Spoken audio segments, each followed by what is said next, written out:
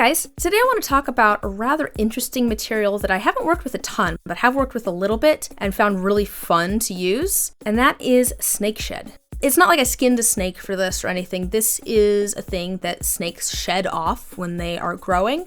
You can get it online. I got this from a friend who had a snake. If you just go onto like Etsy and search up snake shed, you'll find some options. If you're using snake shed from your own pet, or a pet that you know well, it's probably fine to use your bare hands while working with the shed and just wash them later. But if you're getting shed from an unknown environment, like online or the wild, it wouldn't hurt to wear gloves to protect yourself from diseases.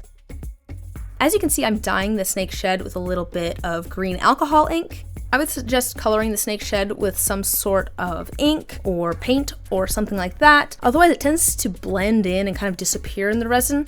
I haven't really tried paint or mica. Let's go try those real quick and then I'll get back to you on how those go.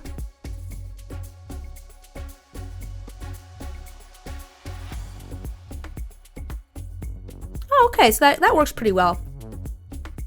I think my favorite is still the ink though. When putting the snake shed into the molds, you want to make sure that you don't use too big of pieces. I found that big pieces tend to get scrunched up in the dice and you can't really see the scale pattern. But a couple of other reasons are you don't want a lot of areas for air to get trapped inside of the snake shed. And also you don't really want it pushing too hard against the side of the die because that could make it sand down weird. For this project, the plan was to do the snake shed with some mica drops in there. We've got some colors that we thought would go well with that green. You can see that I'm dipping the snake shed into resin before putting it in the mold, and that's for some of the same reasons that I mentioned before about not having too big of a piece. I don't want any air to get trapped in there, so dipping it in the resin makes sure that all of those little spaces are getting filled up with resin and not with air. And also it's going to help hold those pieces back from the sides of the mold a little bit. It's not being put into the mold and kind of static clinging to the side. The resin's going to hold it back a little bit.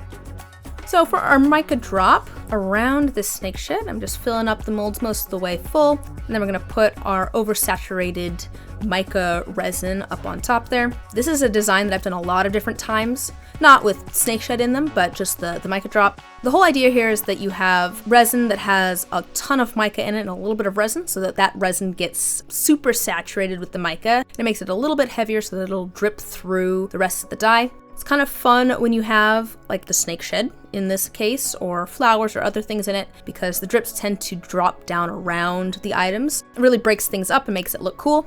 You can also see that I'm keeping my colors separated a bit up on top there.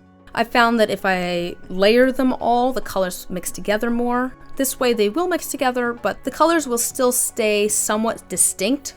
Oh my gosh, that's a tongue twister. The colors will stay somewhat distinct. Try saying that 5 times fast.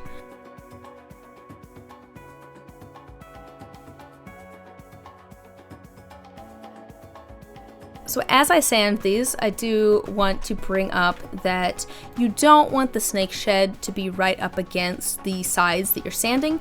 It can sand down weird. I haven't run into too much of an issue myself with that. I think partially because I dip all of my snake shed into resin before putting it into the mold, and I don't use too big of pieces. But if you are running into that, you could use blanks, so slightly smaller dice without any numbers on them that you then cast inside of your dice to help hold it back from the sides a little bit, or just try using a smaller piece or dipping it in the resin, see if that helps out a little bit.